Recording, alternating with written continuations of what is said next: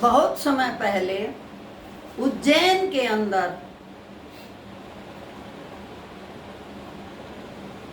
राजा गंधर्व का बेटा भर्तृ राज्य करता था।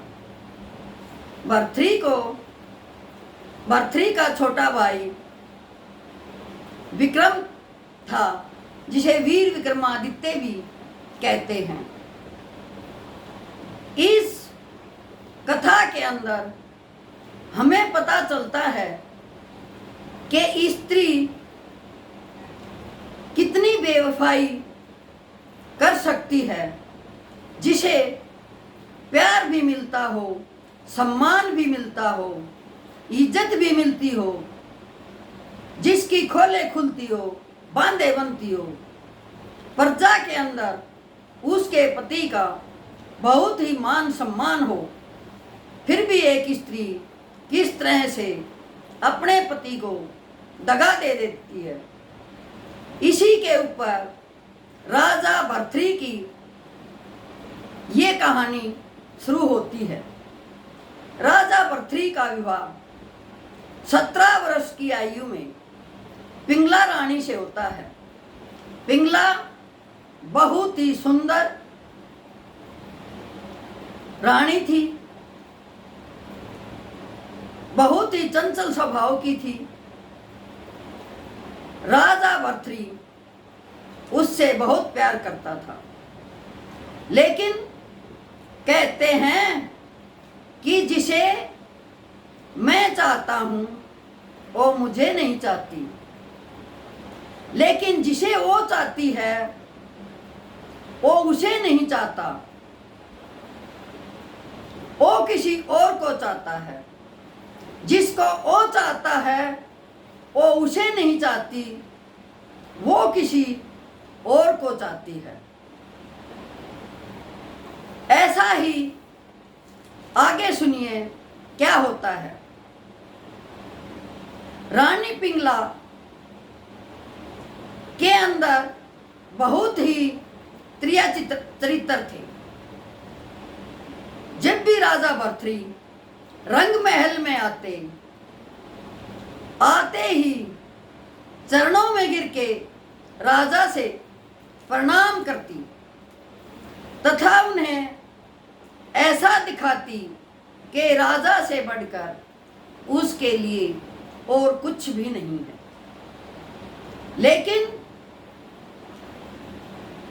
अपनी बांदी के द्वारा अपने सेनापति को अपने रंग महल में बुलाती है और उसे अपने साथ प्यार करने के लिए विवश कर देती है। वह तो राजा का गुलाम था। अब सेनापति सोचता है कि यदि रानी पिंगला की बात नहीं मानेगा तो ये मेरे पूरे परिवार को ऐसा दंडित करवाएगी कि वो जीने लायक नहीं रहेंगे। ऐसा सोच के सेनापति रानी पिंगला के जाल में फंस जाता है। रानी पिंगला देर सवेर सेनापति को रंग महल में बुलाती है तथा चौपड़सार खेलती है। चौपड़सार खेलने के बहाने उनसे रंग रलियां मनाती है। जो ही राजा महल में आता है तो स्टंट करती है कि राजन, मैं तो बहुत देर से आपका इंतजार कर रही थी, मेरा तो आपके बगैर मन नहीं लग रहा था, इसीलिए मैं उदास हो रही थी। अच्छा किया आप जल्दी ही रंग महल में आ गई। लेकिन राजा भर्तृ तो अपनी रानी के त्रिया चरित्र से बिल्कुल अनभिज्ञ थे। वह तो पिंगला से अपनी जान से भी ज्यादा प्यार करते थे। एक बार क्या हुआ कि ने सेनापति को रंग महल में आते हुए देख लिया और चारों तरफ बात फैल गई कि सेनापति रानी पिंगला के महल में देर सवेर जाते हैं और रंगरलियां मनाते हैं। लेकिन राजा को कुछ भी मालूम नहीं था। एक दिन क्या हुआ कि सेनापति और रानी पिंगला रंग महल के अंदर रंगरलियां मना रहे थे और राजा का छोटा भाई विक्रम, जो वीर विक्रमादित्य के नाम से प्रसिद्ध हुआ, विक्रम शिकार खेल के आता है, भूखा प्यासा होता है, लेकिन रानी अपने महल में रंगरलियों में मशगूल थी। विक्रम बाहर से आवाज लगाता है, लेकिन रानी सुनाई नहीं देती और किवाड़ नहीं खोलती। अब विक्रम काफी आवाजें लगाता है और वो समझ जाता है कि हो न हो अंदर कोई अच्छी बात नहीं है। जो ही गेट खुलता है वो सेनापति को देख लेता है और सेनापति को देखकर आग बबूला हो जाता है। लेकिन पिंगला रानी सेनापति की तरफदारी करती है और कहती है, मैं तेरे को महल से निकलवा दूंगी और तेरी जान भी चली जाएगी। तूने मेरे प्रेमी सेनापति पर हाथ कैसे उठाया? अब सेनापति वहीं खड़ा था और रानी पिंगला जोर जोर से चिल्लाना शुरू कर देती है। महल में सभी नौकर चाकर इकट्ठे होते हैं और कहते हैं कि विक्रम रानी के साथ गलत व्यवहार कर रहा था। क्यों? क्योंकि सेनापति ने और रानी ने मिलकर सभी नौकर चाकरों को खरीद लिया था। उनको पैसे का, पोस्ट का लालच दे रखा था कि यदि तुम हमारी तरफदारी करोगे तो तुम्हें बहुत सा धन मिलेगा। अब लालच बुरी बला होती है। लालच के कारण तो इंसान पता नहीं कहाँ कहाँ फिसल जाता है। अब बांदी को सब कुछ पता होते हुए भी उसने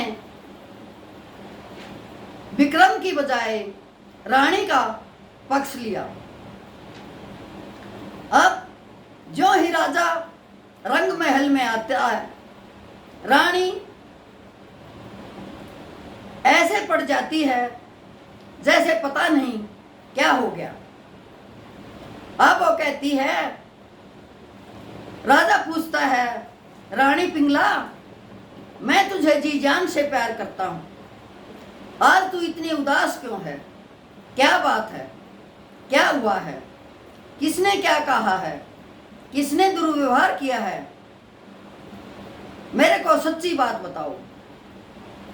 अब पिंगला रानी अपना त्रिया चरित्र दिखाती है और रोना शुरू कर देती है कि राजन, मैं मुंह दिखाने लायक नहीं रही और तेरा भाई विक्रम मेरे मुंह पर कालिख पोतने ही वाला था कि वो तो सेनापति समय पर आ गया शोर सुन के और सेनापति ने मुझे बचा लिया।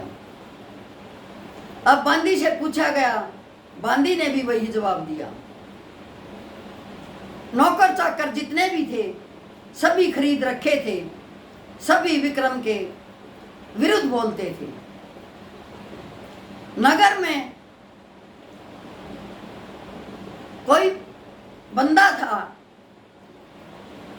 उसने भी पैसे लेकर ऐसी झूठ बोली कि जो सहन करने लायक नहीं थी।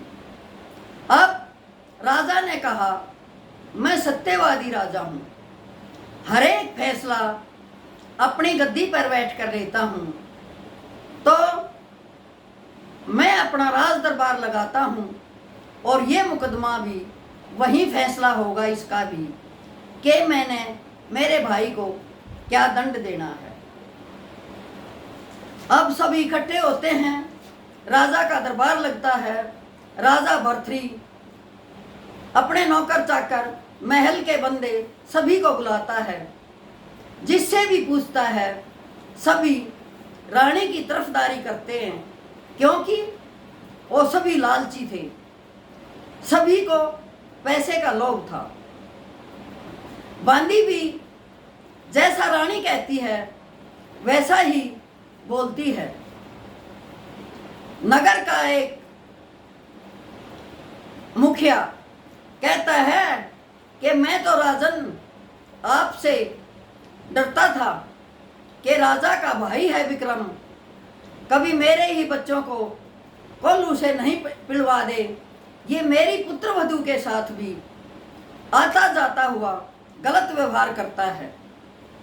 लेकिन आज राज दरबार में बता रहा हूं कि आपके भाई का चरित्र अच्छा नहीं है। राजा भर्तृ विक्रम भाई को कहता है कि यदि ऐसी बात थी तो तूने मेरे को बताना था, मैं तेरी शादी कर देता। लेकिन ऐसी कोई बात थी नहीं। अब विक्रम की बात सुनने वाला कोई नहीं था और रानी की बात सिद्ध करने के लिए सारे नौकर चाकर, सेनापति सभी मौजूद थे। अब राजा कहता है कि चलो मैं अवश्य ही न्याय करूंगा। इतने में एक इंसान नगर का बोलता है कि राजन, ये मत सोचना कि ये तेरा भाई है तो इसको कोई सजा ना दूं। जैसे आप प्रजा के इंसानों को, नागरिकों को दंड देते हो, वैसे ही अपने भाई को भी देना। भाई समझकर इसको माफ मत कर देना। अब राजा मजबूर था, अंदर से उसकी आत्मा कचोट रही थी कि मैंने या मेरे परिवार ने कोई ऐसा गलत संस्कार अपने भाई में नहीं देखा जो आज इस पर लांछन लग रहा है। लेकिन राजा भर्तृ रानी की बातों पर घुटने टेक चुका था।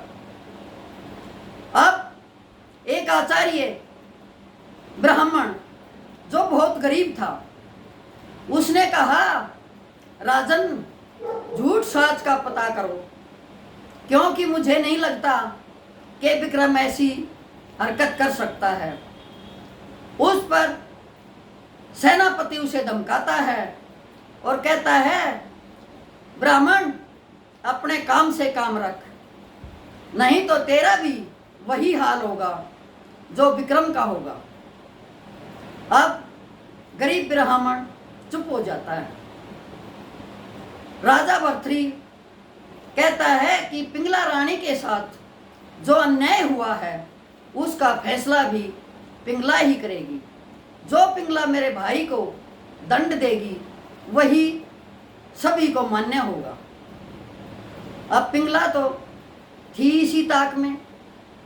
उसने जल्लादों को बुलाया और कहा, इसे ले जाओ मेरे सामने से और इसको मार के, इसकी आंखें निकाल के, एक कटोरा खून इसके शरीर से निकाल के मेरे पास लेके आना। तब मेरे कलेजे को ठंडक पहुंचेगी, तब मेरी जो इसने इज्जत पे हाथ डाला है उसके लिए मैं संतुष्ट होंगी। अब विक्रम जाते हुए कहता है कि भाई, त्रिया किसी की नहीं होती, चाहे कितने लाड लड़ा ले, आखिर में आपको पता चल जाएगा कि आपके साथ कितना बड़ा धोखा है। मैं तो जा रहा हूं, मृत्यु दंड मुझे मिला है, कोई बात नहीं, लेकिन इस अक्षण को तू बहुत पछताएगा, बाद में रोएगा, लेकिन कुछ नहीं मिलेगा। अब सच्चाई जानते थे।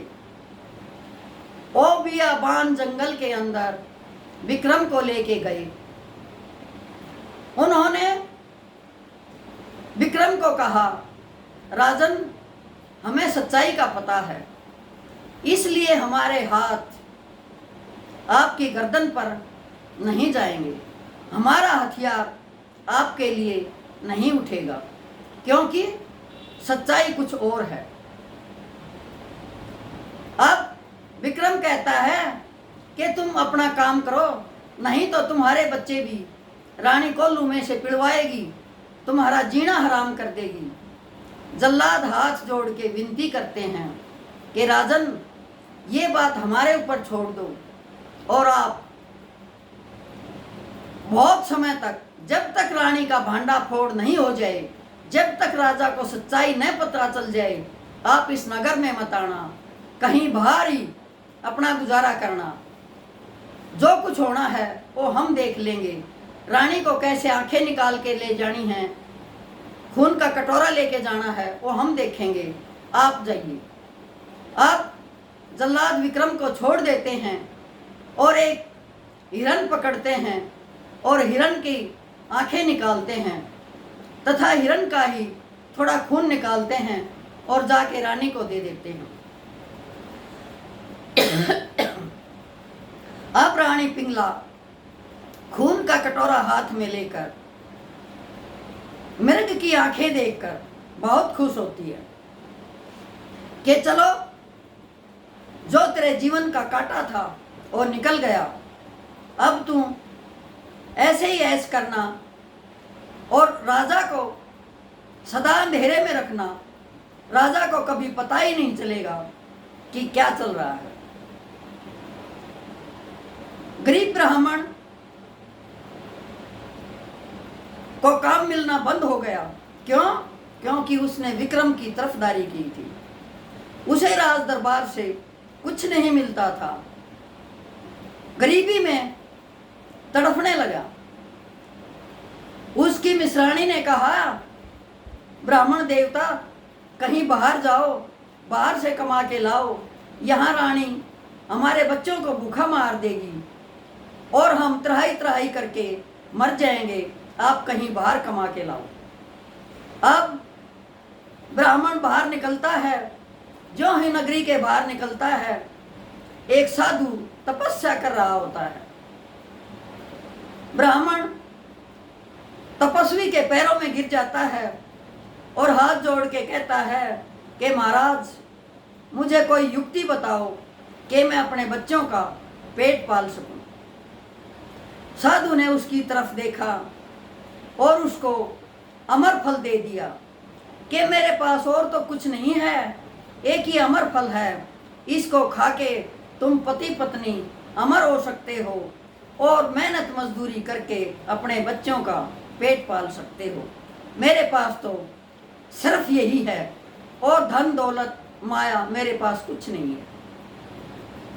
अब अमर फल लेके ब्राह्मण घर आता है। ब्राह्मणी को कहता है कि चलो आज इसे ही खा लेते हैं, और तो कुछ खाने को है नहीं। लेकिन ब्राह्मणी कहती है कि हम इसको खा के क्या करेंगे, राजा बहुत अच्छा है, प्रजा हितैषी है, हम इसे राजा को दे देते हैं और राजा से इसके बदले जो इनाम मिलेगा उससे हमारा गुजारा हो जाएगा। अब ऐसा सोच के ब्राह्मण को यही बात सूझ जाती है। अमर फल लेके राजा के पास आता है, कहता है, राजा, मैं आपके लिए एक भेंट लेके आया हूँ। राजा ने कहा, ऐसी क्या चीज़ है जो मेरे लिए लेकर आया है? ब्राह्मण ने कहा, महाराज, आप प्रजा पालक हैं, अच्छे राजा हैं, मैं चाहता हूँ कि आप अमर हो जाएं। ये मुझे एक साधु से अमर फल मिला है जो मैं आपको देना चाहता हूँ, ताकि आप हमेशा ही प्रजा की भलाई ऐसे ही करते रहें तथा हमारे राज्य पर राज करते रहें। अब ज्यों ही राजा भर्तृहरि को फल मिलता है, राजा के दिमाग में आता है कि तू खा के क्या करेगा, तेरी रानी पिंगला बहुत सुंदर है, अच्छी है, और जी जान से पिंगला से प्यार करता था कि पिंगला जवान रहेगी, अमर रहेगी, मैं पिंगला को खिला देता हूँ। अमर फल लेके राजा रंग महल में जाता है और पिंगला को अमर फल देता है कि पिंगला इसको खा लेना, तू अमर हो जाएगी और मुझे बहुत अच्छी लगेगी। राजा अमर फल दे के अपने राजकाज में लग जाता है, लेकिन रानी पिंगला तो सेनापति को जी जान से चाहती थी। अब सेनापति को बुलाती है और वो अमर फल सेनापति को देती है कि सेनापति इस अमर फल को आप खाइए ताकि आप हमेशा जवान रहें और हम इसी तरह से मौज मस्ती करते रहें। मैं चाहती हूँ कि तू हमेशा के लिए अमर हो जाए। लेकिन सेनापति रानी के बजाय किसी और को चाहता था। जो नगर में एक बहुत सुंदर वेश्या थी, वो उसके घर जाता था और उसे जी जान से चाहता था। अब सेनापति ने अमर फल लिया, अमर फल लेकर वेश्या के महल में पहुंच गया और उसने उसको कहा कि तू मुझे बहुत अच्छी लगती है, मैं चाहता हूँ तेरी जवानी हमेशा ऐसे ही बरकरार रहे, तू ये अमर फल खा ले। अब वैसे उसको लेके रख लेती है और सोचती है कैसा मूर्ख इंसान है, क्या मैं ये नरक भोगने के लिए अमर होंगी? मैं बिल्कुल नहीं चाहती कि मैं अमर हूँ, मैं तो इस नरक से पीछा छुड़ाना चाहती हूँ ताकि मेरा पुनर्जन्म हो और मैं भक्ति भाव से कोई अच्छा कार्य करूँ। अब वैसे सोचती है कि राजा बहुत प्रजा पालक है, अच्छा इंसान है, क्यों न मैं राजा को दे दूं। जो राजा प्रजा पालक है वो हमेशा बना रहेगा तो प्रजा की भलाई होगी। अब वैसे उसी अमर फल को लेकर राजा के पास आती है और राजा को भेंट करती है। अब राजा पूछता है कि ये बताओ नाचने वाली, तेरे पास ये फल कहाँ से आया? बोले महाराज, मेरे महल में हर दूसरे तीसरे दिन आपका सेनापति आता है और उसी ने ये फल मुझे खाने के लिए दिया है, लेकिन मैं तो अपने नरकपूर्ण जिंदगी से बहुत तंग हूँ। मैं नहीं चाहती कि ये नरक मैं बहुत ज़्यादा दिन तक भोगती रहूँ। मैं तो इस जीवन से छुटकारा चाहती हूँ और चाहती हूँ कि अगले जन्म में मैं परमात्मा की भक्ति करूँ तथा अपने आपके कर्मों को सुधार सकूँ। मैं तो इस जीवन से बहुत तंग आ चुकी हूँ, इसलिए ये फल मैं आपके लिए लेकर आई हूँ। अब जो ही राजा के पास फल आता है, राजा के सामने सभी बातें घूम जाती हैं। अब राज दरबार में सेनापति को बुलाता है, रानी को बुलाता है और रानी से पूछता है क्या आपने वो फल खा लिया जो मैंने दिया था? बोले हाँ महाराज, मैंने तो उसी दिन खा लिया था। बोले ठीक है, कुछ छिलके विलके बचे हों तो मुझे भी दे दे, हो सकता है मैं भी कुछ दिन ज़्यादा जिंदा रहूं, प्रजा की भलाई हो सके। लेकिन रानी के पास तो वो था ही नहीं। अब वो टाल मटोल करती है कि राजा मैंने तो उसी दिन खा लिया था और छिलका भी कोई नहीं है, अब तो और चला गया कूड़े काड़े में और अब कुछ नहीं है, मैंने तो खा लिया था। राजा को अपने किए पर पछतावा होता है और वो उस फल को निकालता है कि बताओ ये फल कहाँ से आया, ये सेनापति के पास कैसे गया। सेनापति ने वैश्या को दिया और वैश्या ने वापस ला के मुझे दिया। असली सुधार के लायक तो ये वैश्या है जो अपने इस नरक पूर्ण जीवन को त्यागना चाहती है तथा अच्छा जीवन व्यतीत करना चाहती है। एक तू है जो राजकाज की मालिक होने के बावजूद नरक भोग रही है, जिसको तू स्वर्ग समझती है वो तेरे लिए नरक है। और इतना कह के राजा राजकाज का मोह त्याग कर राजा भर्तृ जंगल में निकल जाते हैं तथा संन्यास ले लेते हैं और गुरु गोरखनाथ के पास जाकर अपने आप को सौंप देते हैं कि गुरुजी मुझे आप अमर कर दीजिए। तपस्या करते हैं, अमर हो जाते हैं और वो फिर अपनी बहन मैनावंती के पास जाते हैं और उसी के कहने पर मैनावंती अपने बेटे गोपीचंद को भी जोग दिला देती है। धन्यवाद। यदि ये कहानी किसी को पसंद आई हो तो कृपया करके लाइक तथा सब्सक्राइब अवश्य करें। धन्यवाद।